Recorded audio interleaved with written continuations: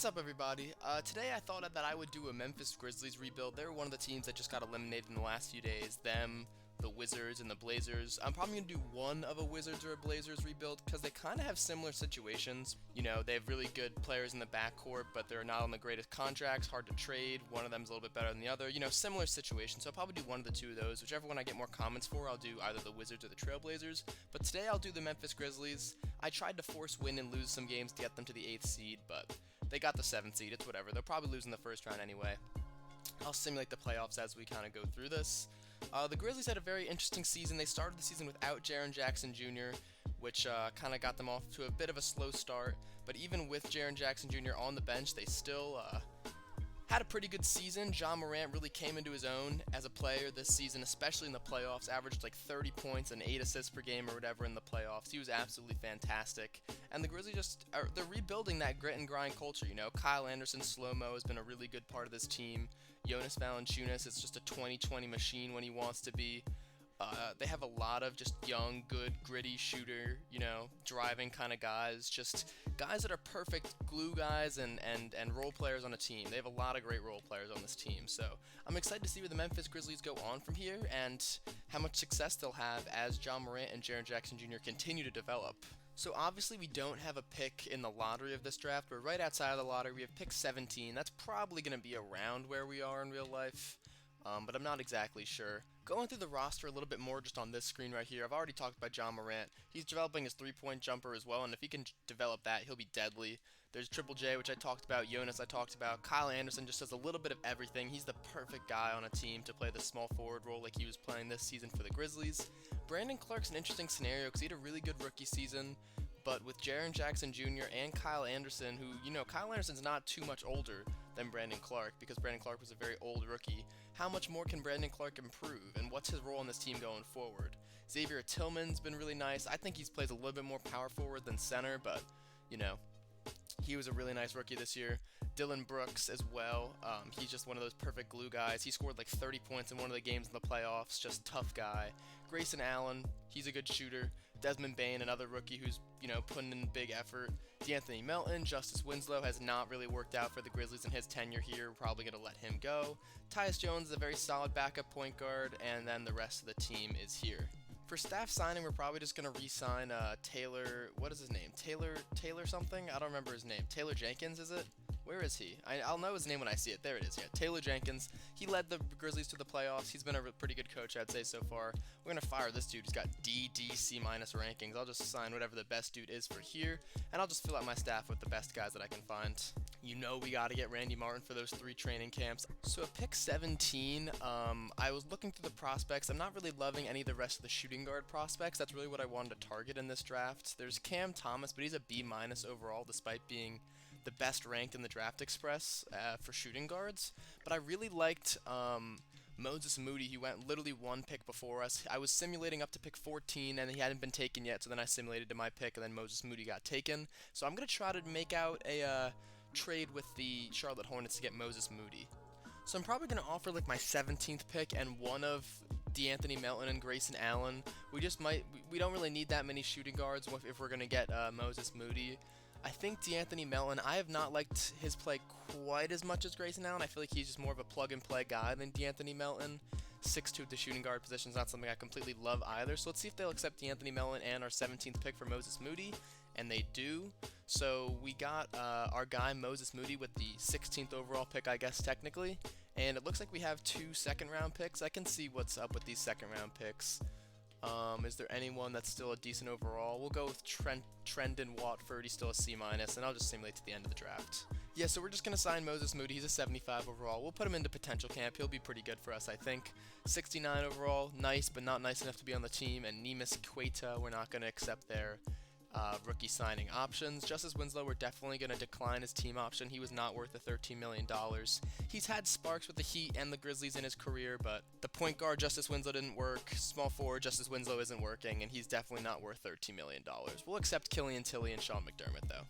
We have $31 million in cap space, so, I mean, no big name free agents are going to sign with us, but we could try to find some mid-tier guys to help us with the playoff push next season.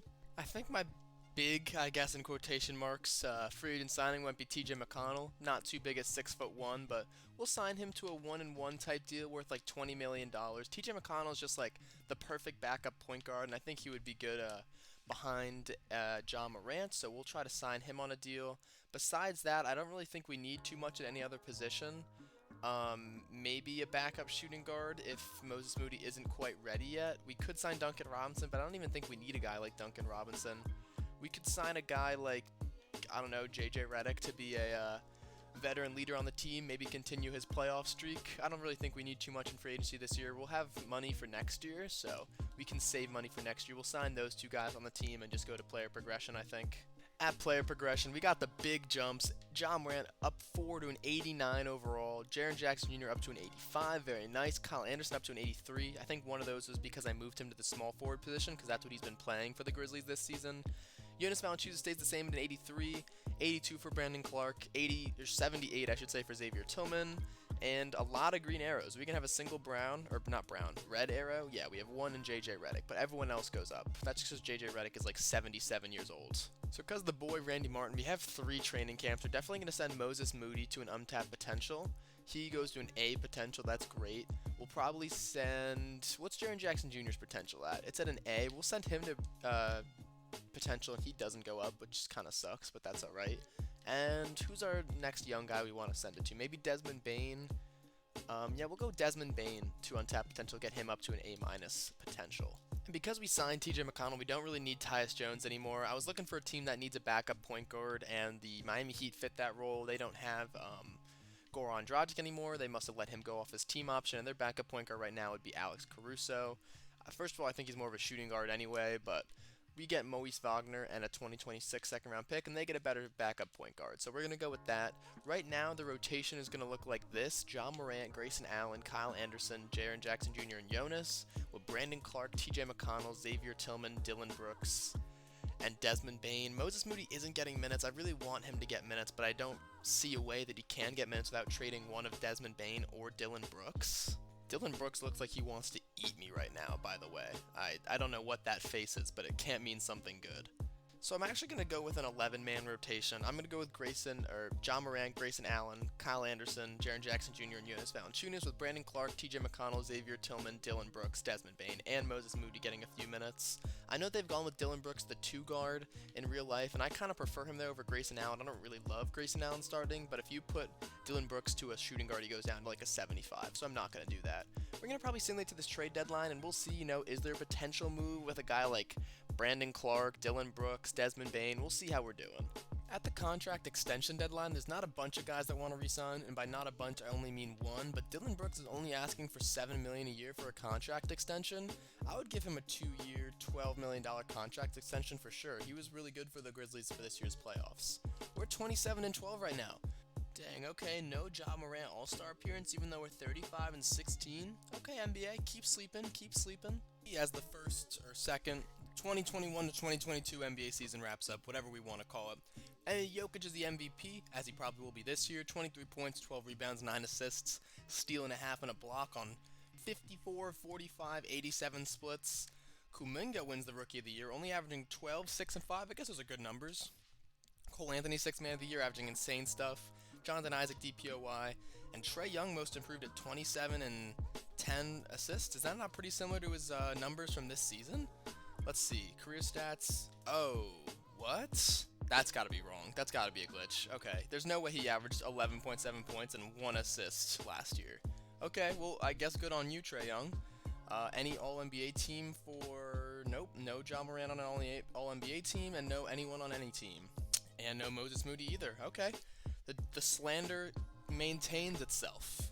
We are actually the 5th seed with a record of 50-32. Okay, that's pretty surprising that we superseded the 50 win mark, but we're still a 5 seed, and we weren't even that close to the 4 seed, 3 games out.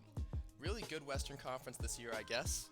Ja Morant averaged 22.5 and 8.5, Triple J, Jonas, Clark, Grayson Allen, Xavier Tillman, Dylan Brooks, Kyle Anderson, TJ McConnell, Moses Moody, and Desmond Bane.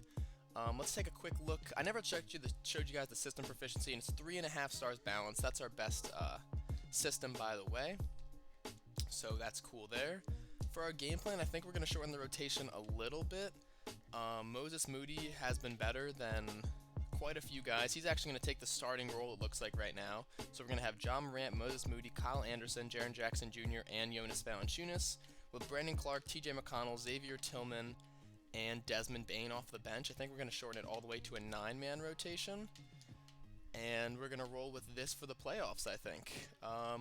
Let's see how this goes. We're facing the Denver Nuggets in the first round of the playoffs. They will have Jamal Murray, Will Barton, Michael Porter Jr., Aaron Gordon, and Nikola Jokic, so the same squad as they pretty much have this year if they were healthy. We go up 1-0 in the series. We go up 2-0. We go up 3-0. Oh, we bringing out the brooms? Nope, they get one, and we get the gentleman sweep in 5 games. We'll check the stats of that closeout game right there. Michael Porter Jr. had 18. John Morant had 36 and 9. All right, continuing his playoff success from this season. In the second round, we have the 1-seeded New Orleans Pelicans, who have Lonzo, Buddy Hield at the shooting guard. Okay. Brandon Ingram, Zion, and Jackson Hayes. That's a pretty good team. Not sure if I quite think of that as a 1 seed, though. We go up 1-0. They tie it. They go up 2-1, 2-2. They go up 3-2. We force a game 7, and the winner would be facing the Minnesota Timberwolves in the Western Conference Finals. That's pretty wacky. Let's look at this game 6 that we won to force a game 7. John Morant had 26 and 13. Moses Moody had 22 as a rookie. Okay. Zion 28 and 18. Those are pretty insane numbers. Let's simulate with Simcast, not Simcast Live, and see if we can make it to the Western Conference Finals. We're up by a zillion, actually, so this is a really good start, and it looks like we're going to win in blowout fashion. The Grizzlies take care of business. Thank you, Eric Pincus. We won by 33 points. Zion had 25, 9, and 5, but John Morant had 36, 7, and 15 on 5 for 12 and 6 for 12 from 3. Moses Moody with another really good game, and Jonas Valanciunas with a 20-point double-double. So we're going to be facing the Minnesota Timberwolves in round 3. They got D'Angelo Russell, Anthony Edwards, Jarrett Culver, and they're playing some 2K cheese with Clint Capella and Karl Anthony Towns together in the front court as the 4 and the 5. So let's see if we can beat the cheese. 1-0, we take the lead. They go up 2-1. They're going to go up 3-1, 3-2, and we lose in 6. We got a Nets versus Timberwolves finals, and I'd be surprised if the Timberwolves win a single game. They do win a single game. They win 2 games. They win 3 games. Oh, and the Brooklyn Nets end up winning the championship. Kyrie Irving is the one of the big 3 that wins the finals MVP, and we're going to the offseason. That's a pretty good season, though. We made it to the Western Conference Finals. Let's keep working on that. This is still a young team with a lot of room for improvement. So JJ Redick retires. I guess we don't get him the... Yeah, he hasn't won a championship, so I guess we didn't get him a championship before he retired. JJ Barea also retires. You know what? Actually, we'll take JJ Redick out of retirement. We'll sign him for a minimum contract. We'll see if we can get him a championship before he retires. So in this year's draft, we actually have picks 23 and 24. I forgot about the Utah pick in the Mike Conley trade. I can see if there's someone that I want to trade up for maybe if I want to trade out of these picks. I'm really not sure what to do with these picks right now. Wait, hold up. They have Maker as a center/point guard in this draft class?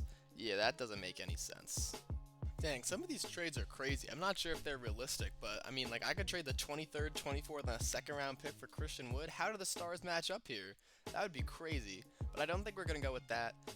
I think we're going to go with this trade right here for Ismail Musad. Yeah, so I think we'll just trade this 23rd and 24th pick for Ismail Musad and a future lottery-protected first-round pick. I like that trade a lot. So we have a second-round pick, but I'm probably not going to do it because it's near the end of the second round. So we'll go to rookie signings. We signed Gabe Byers with our second-round pick, 71 overall. Probably not going to sign him. We will sign Ismail Musad. And for team player options, we're going to accept John Morant. Obviously going to accept Brandon Clark. TJ McConnell, I guess we'll decline. I don't know. I feel like we should probably accept TJ McConnell. Let's see what he averaged this year. I don't remember what he averaged this year. He averaged 8 points and 7 assists on 51% from the field.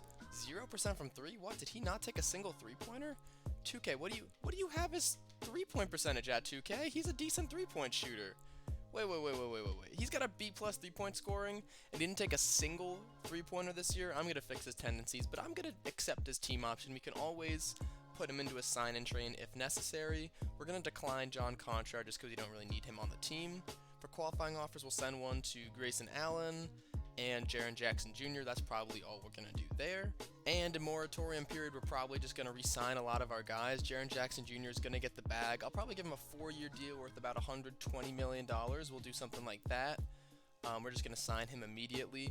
For Kyle Anderson, I don't know if I want to give him $20 million a year. That seems a little bit excessive. I'll give Jonas Valanciunas $20 a year, or $20 million a year, 2 years, $40 million. I'll do something like that for him. Hopefully he accepts that. For Grayson Allen, I'm not sure he's worth $10 million a year. I probably won't offer him that. I think instead of offering an offer to Kyle Anderson right now, I'm going to offer one to Marcus Smart. So then I can put Moses Moody to the 3 and then have Desmond Bane back him up. We're going to give him a 3-year, $36 million deal. I'll probably give him a team option at the end of that. So like a 2+1 kind of deal for $36 million. So Jaren Jackson Jr. accepts, Jonas Valanciunas accepts, and Marcus Smart all accept. It looks like we would have to renounce the rights on Kyle Anderson if we wanted to do that. I think we're going to go away from Kyle Anderson here because I don't want to give him a $20 million a year contract. We'll see, though. I'll keep monitoring his value. We still do have bird rights on him, so I'm going to just monitor his value a little bit. Wait a sec. No, why is it saying to... Why are we getting his qualifying offer, Jaren Jackson Jr.'s? That doesn't make any sense. I offered him a contract, and I thought I accepted it. Whatever, it's fine. That means we still should have money for Kyle Anderson, actually, though, because we didn't take Jaren Jackson Jr.'s big contract. He still wants $20 million, but he's not getting any offers. So I'm gonna monitor that because I think that's pretty much all we need. We have 2 point guards, we have 2 shooting guards, we have 2 small forwards, we have 2 power forwards, or 3 power forwards actually with Ismail Musad, and we have 2 centers. So we definitely have a solid 10-man rotation. And he's going to come back on a 1-year, $16 million deal, so that's pretty good for us. So at player progression, we have John Morant going up to a 91, true star in the game, Triple J, 87. Jonas Valanciunas is going down a little bit, but still stays in an 83 overall. Kyle Anderson stays, Brandon Clark stays.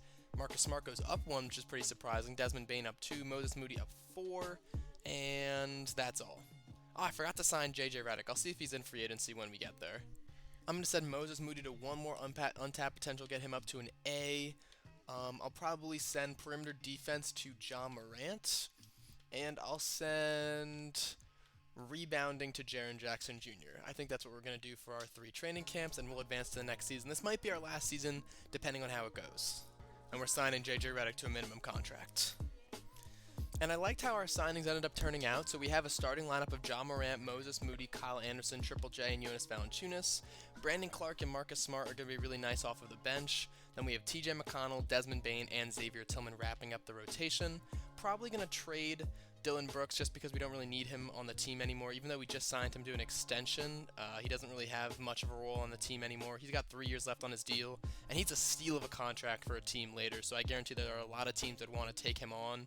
Ismail Musad will let him, kind of sit at the back of the rotation this year, continue developing. Gonna change TJ McConnell's shot 3 tendency up to like a 40, I guess. We'll put it up to like a 45. Brandon Clark's is also at a 0. He can shoot the 3 ball a little bit. I think he's like a C something, a B+. Yeah, we're gonna put his up from a 0 as well up to a 40. Kyle Anderson's is an A-. What is with these tendencies, 2K? This is atrocious. We'll put it up to 50 for Kyle Anderson, I guess, or we'll put it back, just put it to 40. Jonas Valanciunas will put it at 10 because he can hit it a little bit. We'll put it up to 20, I guess. Jaren Jackson Jr.'s can be a little bit down. He can go like to a 75. Marcus Smart, Desmond Baines, I like all of those. Let's look at the shot tendencies in general. I like TJ McConnell down at a 50. Moses Moody at a 75 is good. Desmond Bane at a 60. Marcus Smart at a 50. Kyle Anderson up to like a 50 probably. Jonas Valanciunas to like a 69 sounds good.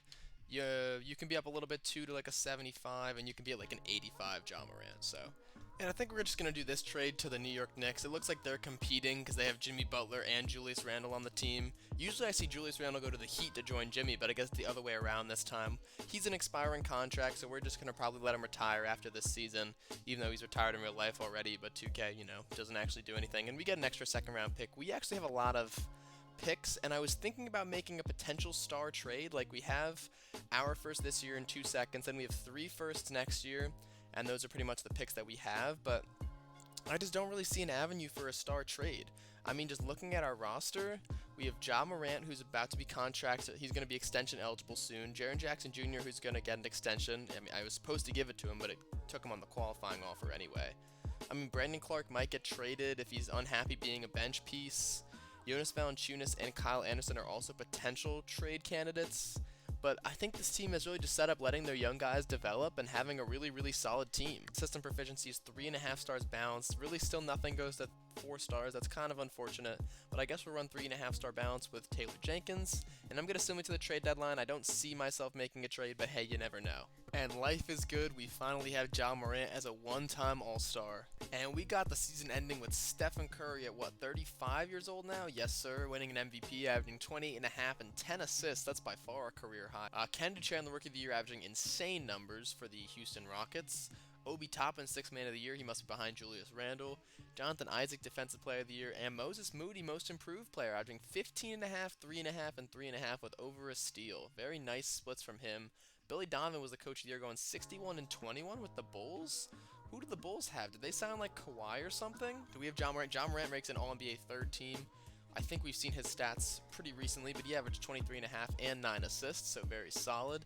I'm curious about this Bulls team. They're the 1 seed in the Eastern Conference. Whoa, don't simulate the round. They have just Zach LaVine, Nikola Vucevic. This is the same team with R.J. Barrett. Yeah, I forgot R.J. Barrett was there. I saw that earlier. But this team isn't that good. I mean, they don't have a 90 overall. They went 61 and 21. All right, we'll take a quick look at our playoff stats. As you see, that we were the 2nd seed in the Western Conference. We saw Ja's numbers already. 18 from Triple J, 15.5 from Moses. Pretty similar statistics that we've seen in prior years. We might shorten the rotation a little bit as we enter these playoffs. Let's see what the rotation is as of right now. We'll normalize the rotation, and it's Ja, Moses, Kyle, Triple J, Jonas, Brandon Clark, Marcus Smart, Desmond Bane, TJ McConnell, and Xavier Tillman. We're going to give a few less to Xavier Tillman and TJ McConnell, a few less to Brandon Clark. Jonas Valanciunas can get like 28, I think. 25 to Brandon Clark. We'll give 28 to Kyle Anderson, 28 to Moses Moody. We'll go with that for right now. The first round of the playoffs, we got the Utah Jazz. They got Mike Conley, Donovan Mitchell, Kelan Martin, and Scotty Barnes as the 3 and the 4. We should be able to expose those 2 matchups. Let's simulate this round. We should beat this team. We're definitely the better team. 2-0, 2-1. Don't come back 2-2. Don't do it. Oh my God. Don't you dare go up 3-2. No. Oh my God. A game 7. Don't do this to me. Donovan Mitchell's 47, 2-2. This is the real matchup in the 1-8 seed this year. We can't lose this game. Come on, guys. There's no way we can lose against the 7-seeded Jazz. They're off to a lead. We're taking back the lead. We've won all 3 quarters so far, and we're not going to lose in the first round to the 7 seed. Thank God. We win by 18 in this game. Ja Morant had 22 and 8. Moses Moody had 20.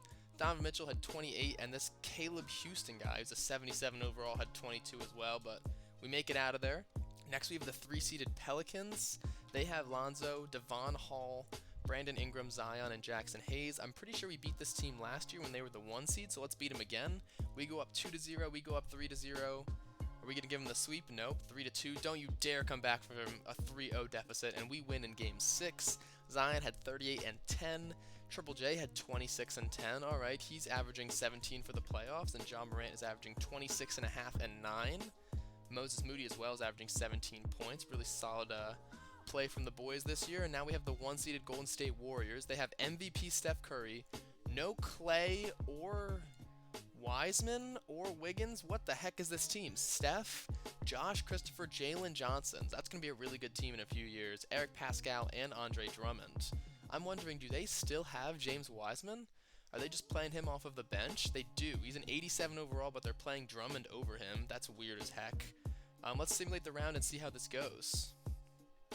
They're up 2-1. We tied at 2-2. They're up 3-2. We tied up 3-3. I was trying to stop it, but we barely scaved out of Game 6, 118 to 111. Moses Moody with 23. Ja Morant with 19. Jonas Valanciunas with 17. I think we're going to shorten the rotation a little bit even further. Xavier Tillman, he's been playing well, so is TJ McConnell. I guess we'll just give a few less minutes to these guys. 16 to Desmond Bane, 18 to Marcus Smart, and we're going to give 32 to Moody because he's played really well. 30, 32, and 39 to Ja Morant. Game 7 against the Golden State Warriors. Let's see how it goes. We're going to simulate this with Simcast. Whoever wins gets to play the Brooklyn Nets. We had a deficit at the beginning, but we came back. We're in the lead. It's really close. 110 to 107, 118 to 111. Can we get a win here? It's really close. 122 to 119 with a minute and a half to go. I think we're going to jump into this game. We're up by 3 and we have the ball.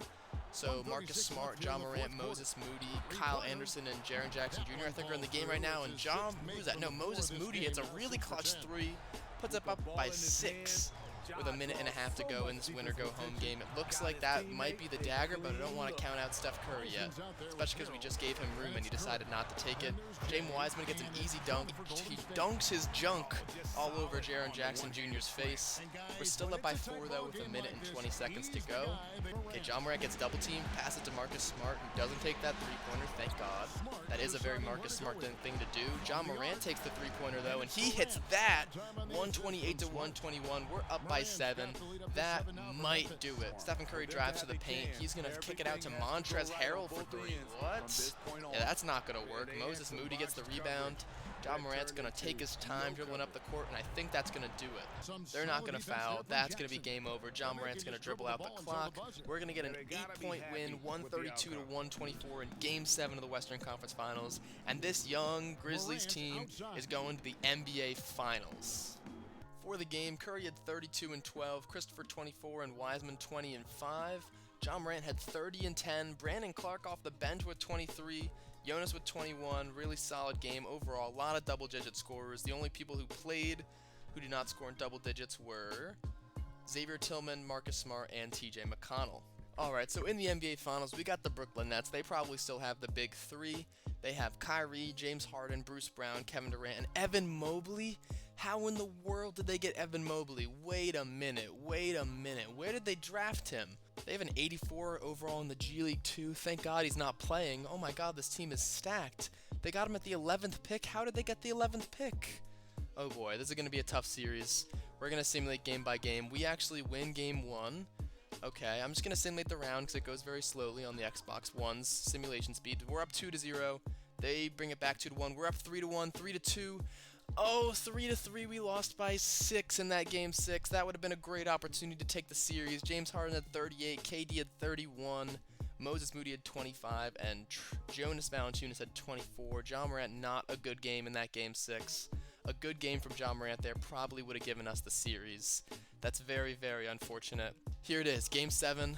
Let's do it. We're going to simulate this with Simcast. Hopefully we can win an NBA championship right here. We start off with an amazing start, 49 points in the first quarter, but then we lose the second quarter 35-17 to be tied going into halftime.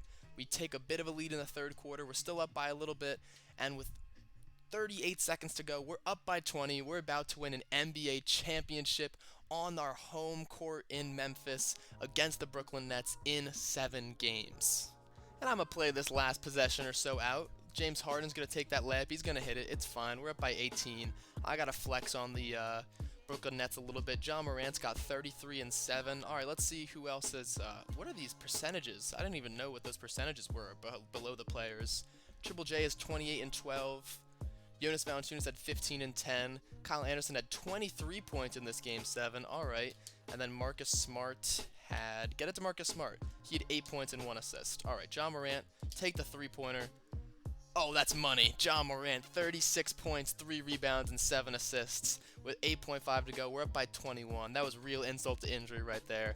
Look at the squad going crazy. Ah, go crazy. Ah, go stupid. Ah. Yeah, Moses Moody and Kyle Anderson, the intense dap up, punching him right in the shoulder. Got to dap him up a second time just in case the first one wasn't enough. Oh, Taylor Jenkins, just giving the ultimate respect to James Harden. What a class act. John Morant, as you can see here, wins the Finals MVP. He's holding up the Finals MVP trophy. We're going to take a quick look at the box score when we can to see how everyone performed in this Game 7. And so we saw a lot of these stats. John Morant had 36 and 7. We saw these guys. TJ McConnell had 9. Marcus Smart had 8. So this was a bit more of a top-heavy game. Moses Moody only scored 5, but he also had 7 rebounds and 8 assists. Everyone just contributing in other ways besides scoring. You know, we have a lot of those guys, and Kyle Anderson, Marcus Smart, Moses Moody looks like he's one of those guys. Brandon Clark had 8 assists as well. So just a really good overall team game. Like I said, the Memphis Grizzlies just got an NBA championship here. I don't see any reason to continue this on another season because we won a championship, but even if we did, we still have a bunch of young guys on this team. We have a lot of future picks. I can't see them right now, but I know we have 3 first-round picks in 2024, which would have been pretty interesting to draft or trade or whatever, but we have a really solid core here in John Morant, Jaren Jackson Jr. If I were to continue this past this season, the two players I'd probably trade is Brandon Clark in a sign-and trade because I don't think he really wants to be a bench piece for his entire career, and Jonas Valanciunas because he's on an expiring contract. I would probably try to trade them for a starting small forward and some additional depth, probably additionally for a starting center, and then have Kyle Anderson come off of the bench in the next season. But also let me know what you would have done originally for the 2 seasons that I simulated and what you would do with the team that I have built right now. So let me know if you guys want to see a Wizards or a Blazers rebuild, or neither, or another team, whatever you want. Let me know what you thought of the video and leave a like if you liked it. Peace.